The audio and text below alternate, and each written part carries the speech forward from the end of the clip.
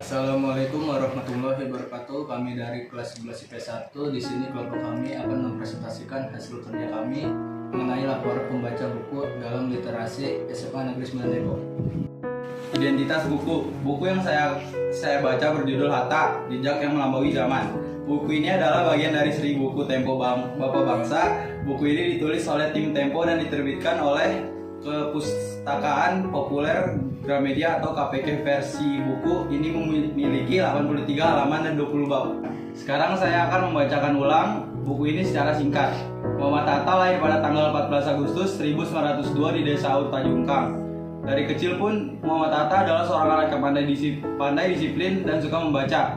Ia juga merupakan orang yang religius dan pandai mengaji. Hatta bersekolah di Europis Lajerie School di Bukit Tinggi. Pada tahun 1921, ia melanjutkan pendidikannya mengambil ekonomi di Rotterdam, Sischanek School yang terletak di Belanda. Disinilah ia memimpin Indische Vereniging atau Perhimpunan Indonesia dan mengikuti organisasi-organisasi yang memperjuangkan kemerdekaan dan menentang imperialisme. Muhammad Hatta juga menulis buku berjudul Indonesia di tengah-tengah revolusi Asia yang merupakan titik keras terhadap pemerintah kolonial Belanda.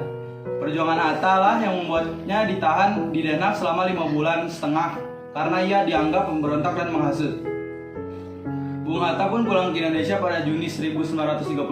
Kemudian Bung Hatta mendirikan Pendidikan Nasional Indonesia, partai politik yang fokus kemerdekaan rakyat terjajah bersama Sultan Syarif.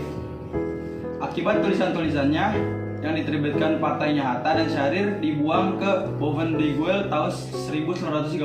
Setelah 10 bulan di Guel, mereka pun dipindahkan ke Banda Neira.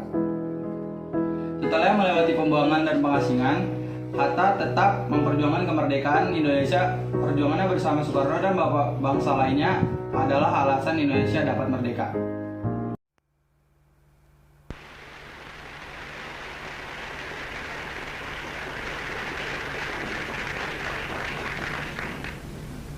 Hadirin yang terhormat, saudara-saudara sekalian, terlebih dahulu saya sampaikan salam kebangsaan. Merdeka!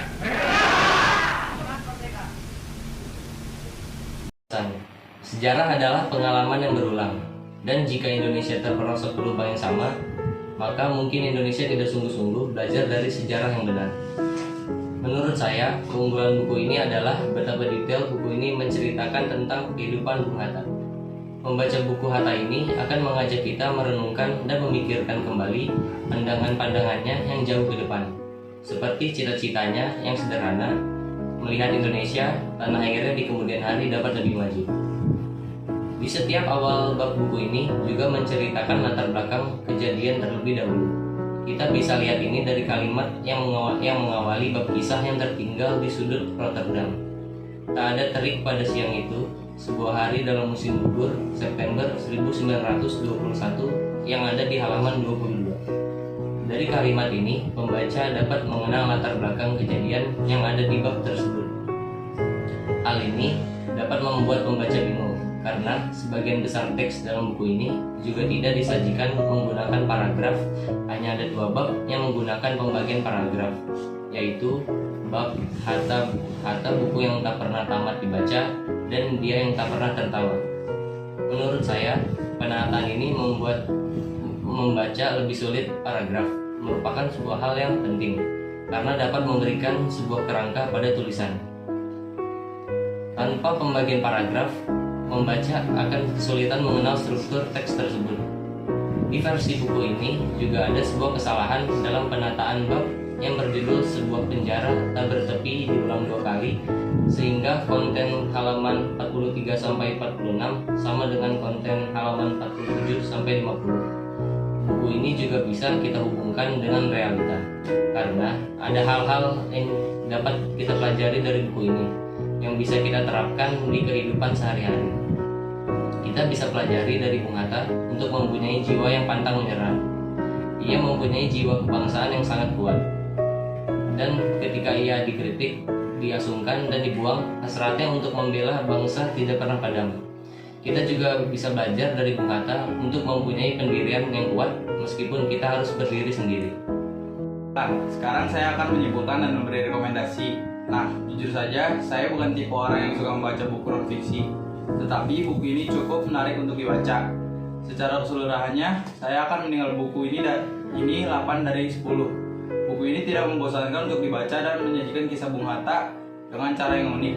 Menurut saya, buku ini cocok untuk kalangan remaja dan dewasa. Buku ini tidak terlalu saya anjurkan untuk anak-anak yang duduk di sekolah dasar karena bahasanya akan sulit dimengerti. Tentu saja buku ini sangat saya anjurkan kepada pencinta sejarah, tetapi membaca tidak perlu menyukai sejarah untuk menikmati buku. Nah, sekarang kita sudah sampai akhir video. Terima kasih kepada semua orang yang telah menonton video ini sampai akhir. Semoga ulasan yang saya beri dapat berguna. Itu saja dari kami. Sampai jumpa semuanya. Wassalamualaikum warahmatullahi wabarakatuh.